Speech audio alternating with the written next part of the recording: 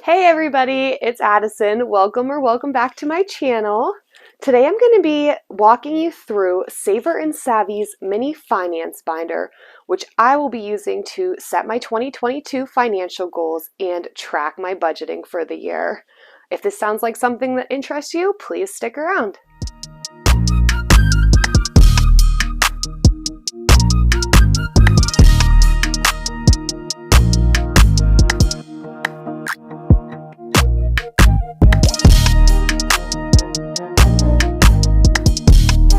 Now, I don't know about you guys, but I have been absolutely dragging the last few weeks when it comes to anything involving planning for the upcoming year or getting organized. The holidays definitely rolled me, which I don't care. It was fun. It was totally worth it. But I was definitely excited about this email I got the other night from Savor and Savvy with their free mini finance binder. I'm going to drop a link below so that you guys can grab it for yourself. But this thing is exactly what I was looking for in terms of a tracker for my finances for the upcoming year. So I'm going to flip through it with you guys, then I'll go back and I'll be filling out the 2022 goal sheet. In another video, I'll show you how I am integrating all the budgeting sheets and stuff when I do my January budget for you. So the cover is absolutely darling. It's just, you know, this blue and yellow floral. It's super cute. You could probably print it out and use it as an insert, or you could maybe paste it to the front of a binder if you want. I haven't quite decided what I'm going to do with this yet, but it's really darling. It's cute. So the next page has this monthly budget tracker where you can keep track of your income and your savings as places for expenses with various categories like home, utilities, personal debt, and at the bottom you can do income minus expenses and savings and do your balance. You can print one of these out every month as you need them. I personally won't be using this page because the categories aren't applicable for me. These would basically be like the sinking funds that I have in my cash binders, so they don't really work perfectly for me, but I am sure that this is something that a lot of people would find very helpful. And also my income's variable and I get paid a couple more times during the month because of that, so this doesn't really work for me, but it's beautiful. This is like nice and clean and it's a great starting point for tracking your income. So this next sheet I'm very excited about. It's a debt payoff worksheet, and there's slots for 2 different debts here, and obviously you could print out more if you wanted to for, you know, more debt as you go. But I love how organized it is. It has places for you to put your name, your starting balance. I love that the minimum payment, interest rate, and target payoff date is on there. And then there's each month down below where you could write how much you paid each month, or you could write how much you have left to pay. I'm definitely going to be utilizing this for my credit card debt. I think this is a really nice sheet though. I'm very excited to start filling that out. So the next page is this monthly bill worksheet where I believe you would do like your recurring bills, because it has the date, the description, and the amount, and then there's each month following. So you would probably check it off each month as you paid it, which I think this is nice and neat and clean.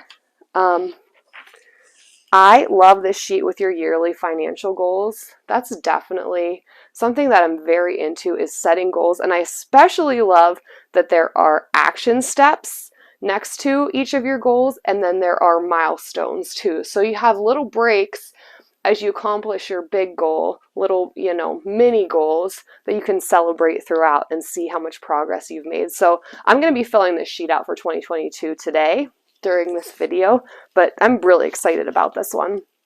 The next sheet would be your monthly goals. So you can take these big yearly goals and break them down into smaller ones. Again, there's lots of room for action steps, and then there's a big square at the bottom for notes too. I'm looking forward to doing one of these every single month. I feel like it will like really help me keep myself accountable this year.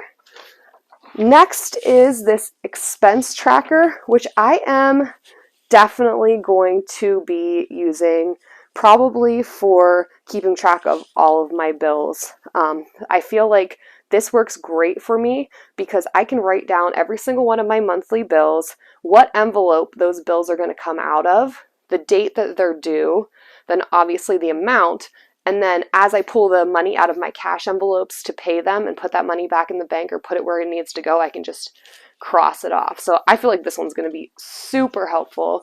I'm really looking forward to using this one. So next up is this daily spending log, which I think is a good habit to get into, especially if you're just starting your budgeting journey. Keeping track of every single penny that you spend helps you see like where the little things are adding up. I think me personally, am going to use this for anything that I put on my credit cards that isn't a business expense, so that way when I go to pay it on a bi-weekly basis, I have this information right here in front of me and I know where it needs to come out of. But yeah, tracking your spending is definitely the first step to realizing how much money you have and where it's going.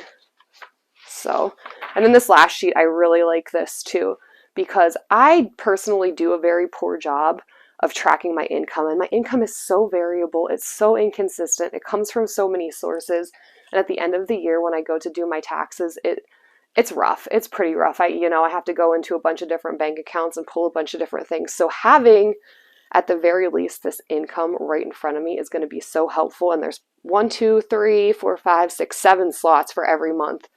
So if you have a bunch of income sources, this is like a really, really helpful tool. And I'm really looking forward to using this. So if you like what you see here, make sure you hop over to Savor and Savvy and grab this for free for yourself. I'm not like sponsored in any way by them. I just thought this was an awesome tool and I was very excited to share it with you. And I know they have a ton of other printables. I know they have recipes. It's a pretty cool website and I think you'll really like it. And free stuff, that's a huge blessing for those of us who are watching our pennies and trying to grow our finances and trying to start our budgets. Not having to spend money on tools that we need is a huge blessing. So now that I've showed you everything, why don't we do my financial goals for 2022? All right. So my number one goal for the year of 2022 financially is to max out my Roth IRA,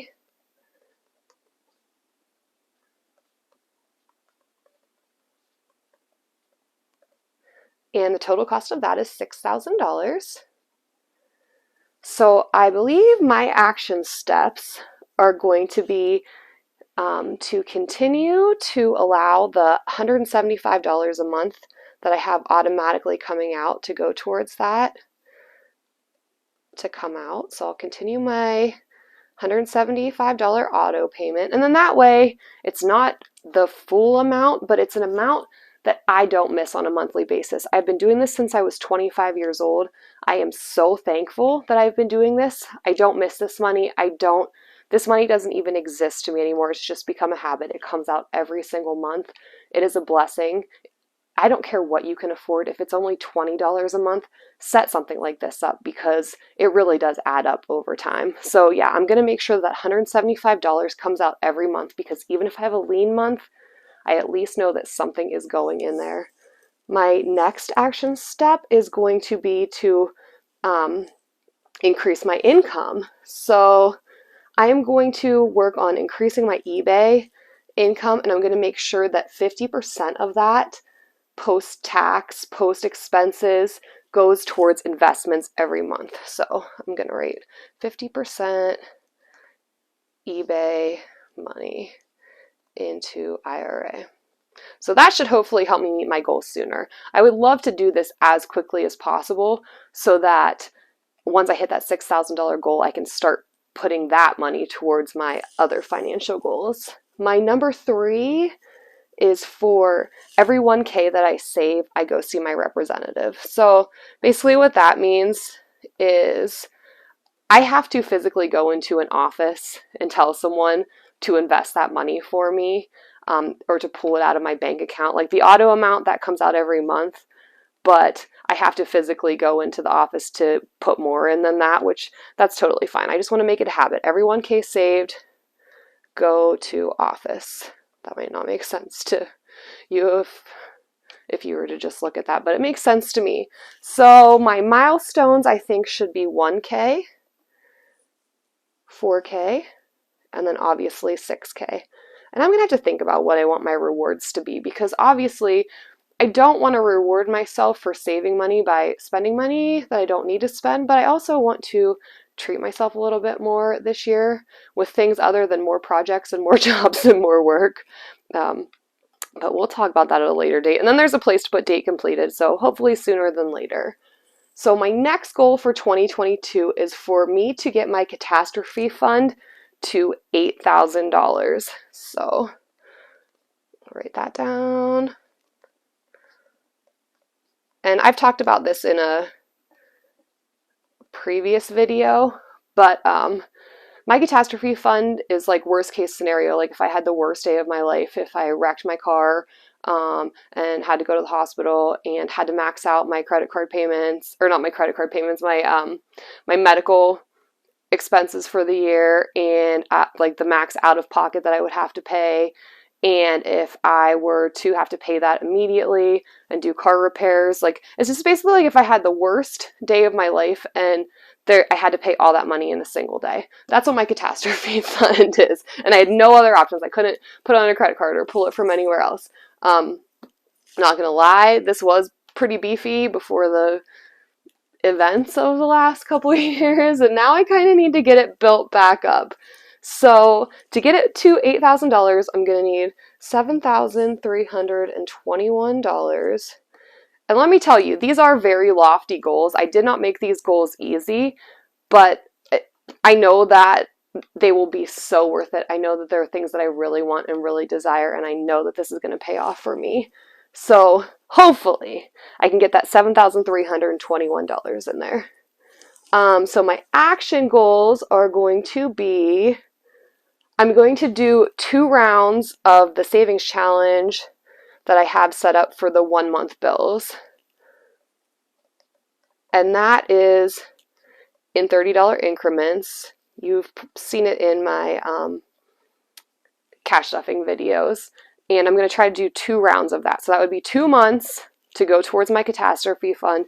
It's $2,100 each time. It's not going to take me 2 months to do those. It's going to take me longer than that.